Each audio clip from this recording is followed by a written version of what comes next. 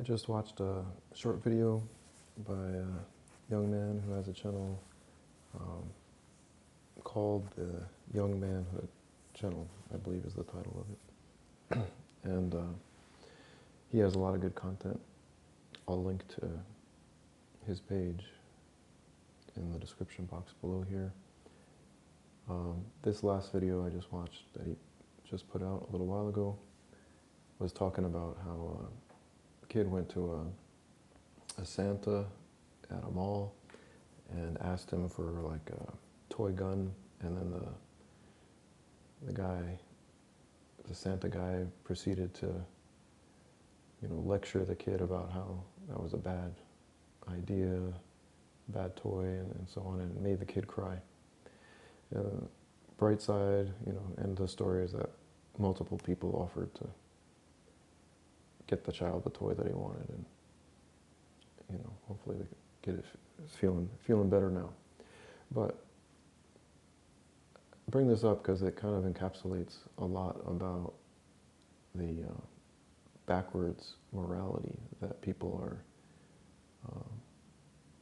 adopting nowadays. So there's this term called, being woke, W-O-K-E, and basically being woke is equated to anything that is being pushed by what you would say is like a leftist view, like a socialist leftist view. So part of that ideology is the idea that no one should have guns except the government. So, pretty much straightforward communism there. And they think that's woke. And example of that in mainstream entertainment would be the movie by the director Spike Lee called Chiraq. That's spelled C-H-I-R-A-Q.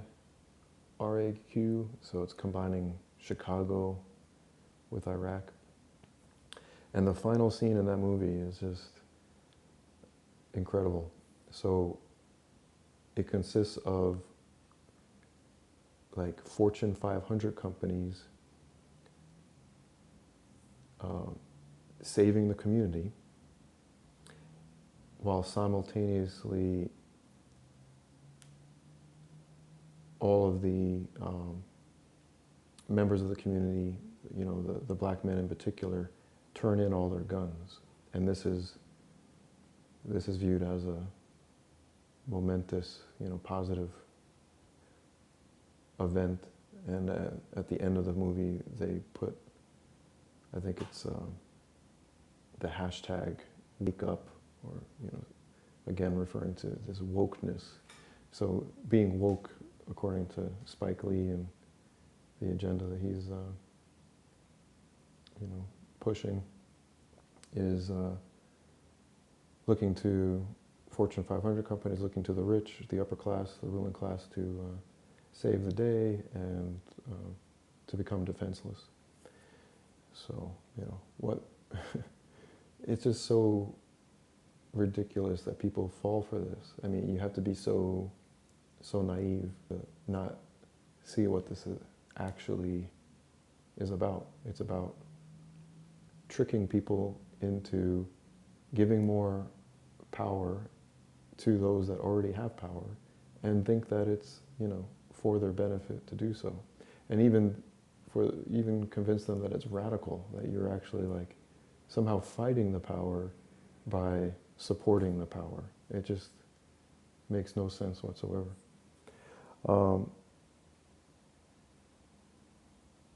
What I wanted to tie back to also was a previous video on easy grace, and I was talking about how what Jesus actually said is that we have to increase our level of righteousness to exceed that of the prevailing, so-called moral authorities of our community, and how he repeatedly said to repent and to sin no more and to follow what he called the greatest commandments, and how his emphasis, unlike Paul, who everyone for the most part in Christianity follows more than Jesus, Paul said, righteousness doesn't even Doesn't even matter, and as I said in that video, Pauline Christians actually make it out to be a bad thing if you're even attempting to be righteous. They'll label you selfish. So it's a historical, long-standing example of exactly what's going on still to this day, where the right thing is called the wrong thing. We have just morality completely flipped backwards. So, you know, we read in the New Testament that Jesus, when he went to the wilderness by himself and faced the enemy, and Satan was tempting him, that one of the things that he was able to try and tempt Jesus with was offering him all of the kingdoms of the world. So I read one version of it in my previous audio. I'm going to read now just a short paragraph here from the book of Luke. This is chapter 4, and start over here with verse 9. So, quote, "Then Satan took him to Jerusalem to a high roof of the temple and said," oh, excuse me, this is a little off. We actually want to go backwards here to verse 5. So this is chapter 4, verse 5. So, "Then Satan took him up and revealed to him all the kingdoms of the world in a moment of time. And the devil told him, 'I will give you all these splendid kingdoms and their glory, for they are mine to give to anyone I wish, if you will only get down on your knees and worship me.' And then Jesus replied, 'We must worship God and Him alone.'" So of course, Jesus rejected the offer, or rejected the temptation. And like I pointed out in my previous video talking about Christian anarchism, the fact that the devil was able to offer them is something noteworthy, right? Offer the kingdoms, right? And he says here, more explicitly in the book of Luke, it's quoted as him saying, "For they are mine to give," right? So he's saying he's in control of them, right? All the kingdoms of the world. And then elsewhere in the New Testament, we hear of how the devil has, deceived the whole world, right? So this combination of he controls all of the kingdoms of the world, and also he's deceiving the whole world, I think is pointing to a historical reality that continues to this day. And one very particular, one point in particular that for me makes this ultra clear is the view that people have about anarchism in general, right? So anarchism just means no rulers, right? So it means no governments. That's just the basic meaning. It doesn't mean chaos. It doesn't mean, it's not pro-violence. It's actually anti-violence. It's saying humans shouldn't rule over each other. Instead, we should have voluntary relations, right? But to most people, it's considered an immoral thing, right? To most people, the label anarchist is considered like a derogatory term, right? If you call someone an anarchist, it's like, oh no, they're dangerous, right? Meanwhile, fundamentally, philosophical anarchists are just saying, well, I don't think humans should have the right to rule over, some small group of humans should have the right to rule over other humans. We're all human here. We should all, be on the same level as far as power. We shouldn't be forced into some so-called social contract without actually agreeing to it, right? So the, absurd irony is that what's called immoral is actually just basic decency. It's just saying, I don't want to rule over anyone else. I don't want to be anyone's master, but I also don't want to be anyone's slave. This is just basic decency.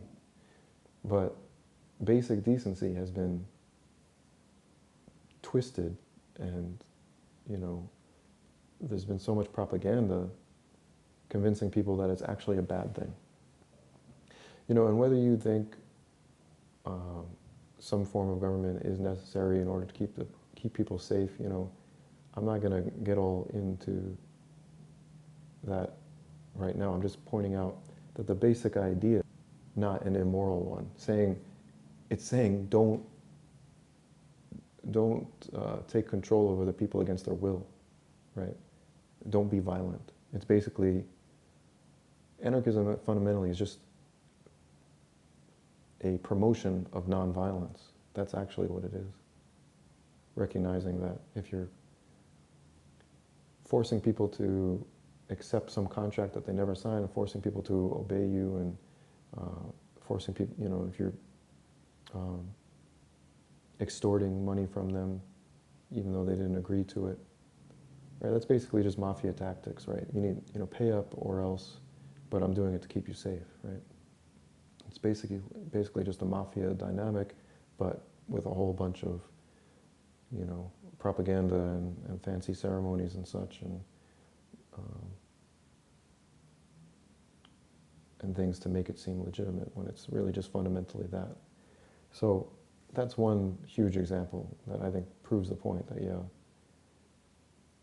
the whole morality of this world is completely backwards, where if you're just advocating basic decency between one human and another, you're labeled an extremist, you're labeled dangerous.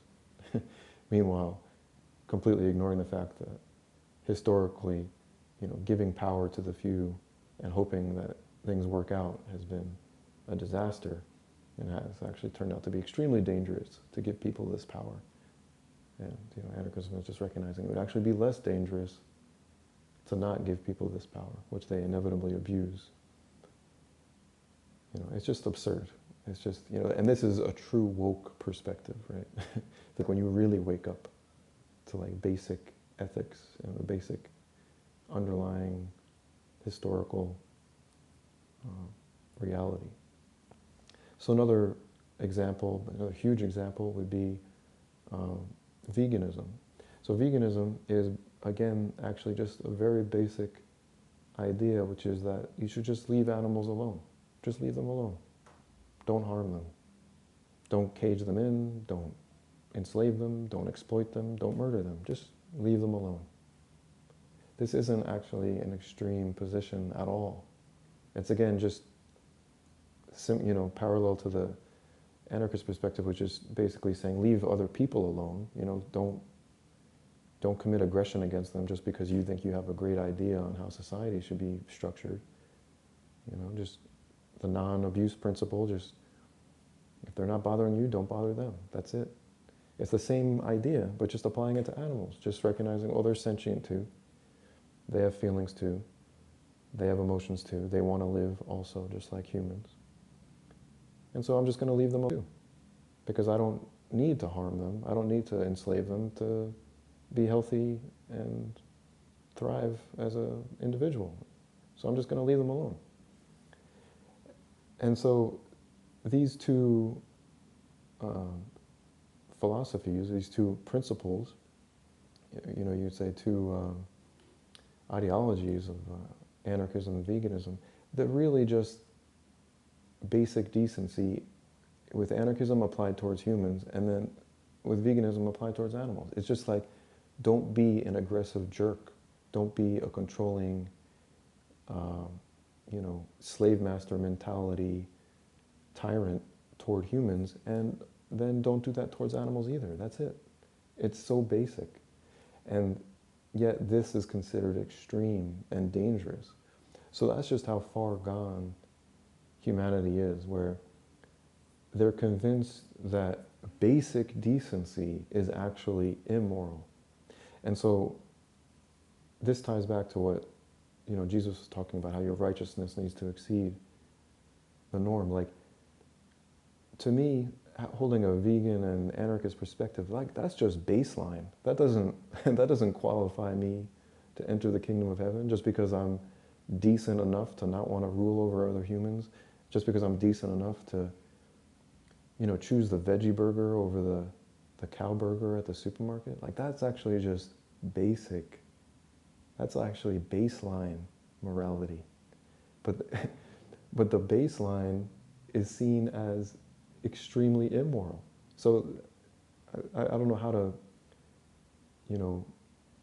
describe this in a way that you could picture it more clearly, but I'm saying the baseline, like humanity isn't even close to the baseline. They're so far from the baseline that they think the baseline is actually a bad thing. They think just being decent towards humans and decent towards animals is, extreme craziness. But if you were to even be at that baseline, like I said, if you were to actually not be a supporter of humans ruling over other humans, enslaving other humans, and you weren't a supporter of ruling over and abusing animals, that would just be, I don't think so highly of myself just because I hold that position. I think that's just actually basic. I feel like I just woke up to the level of being like a basically decent person. And I realize that the actual standard that Jesus calls us to is much higher than that. Right? Through Kairos callings, we're called to a level of morality that is much more strict than that and is much more demanding. Right? Because being a vegan anarchist actually doesn't take any effort, right? I'm just not doing something. I'm not ruling over people and I'm not dealing with animals. I'm just leaving people and animals alone. That's not actually like something, I mean, it's a good thing to do, but to think that it makes you like a saint is inaccurate, right? And yet, this might as well be considered sainthood because it's so far detached from what people consider basic decency.